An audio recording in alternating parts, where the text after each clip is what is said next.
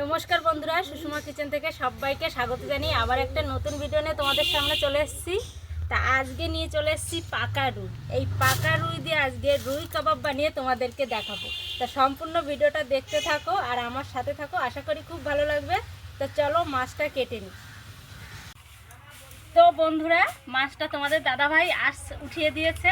এত বড় মাছ আমি আঁশটা উঠাতে পারিনি, দাদাভাই একটু হেল্প করে দিয়েছে। তা মাছটা এখন আমি কেটে নেব।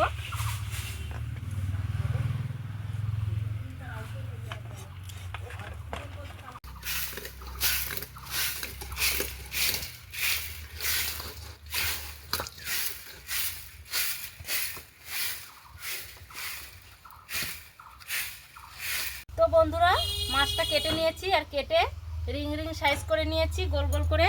আর এখানে আমি রুই রুই মাছ নিয়ে নিয়েছি পেটি, আর এই পেটি দিয়ে কাবাব বানিয়ে তোমাদেরকে দেখাবো। পেটিটা দিয়ে সুন্দর হবে কাবাবটা। আর এখানে একটা রয়েছে রুই মাছের মাথা, আর রুই মাছের মাথা দিয়ে আর বাঁধাকপি দিয়ে রান্না হবে।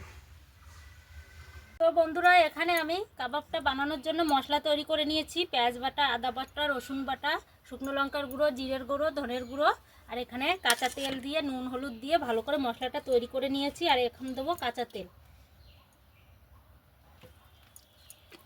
দিয়ে মশলাটা আমি মাছের গায়ে মাখিয়ে দেবো ভালো করে। তো বন্ধুরা, কাবাব বানানোর জন্য এখানে রুই মাছের উপরে মশলাটা দিয়ে দিয়েছি। যে মশলাটা আমি তৈরি করেছিলাম সেটা দিয়ে দিয়েছি উপরে দিয়ে। এবার এখানে লোহার জাল কাঠটা নিয়েছি, এই জাল কাঠটা উনুনে পরে দিয়ে আমি ছেঁকে আস্তে আস্তে কাবাবটা তৈরি করে নেব। এইভাবে দিয়ে দেবো, দিয়ে আস্তে আস্তে জালে কাবাবটা তৈরি করব। তো বন্ধুরা, একদম একটা নতুন রেসিপি আজকে তোমাদেরকে দেখালাম। দেখুন কত সুন্দর হয়েছে আগুনে পুড়িয়ে রুই কাবাব, আর কত সুন্দর দেখতেও হয়েছে।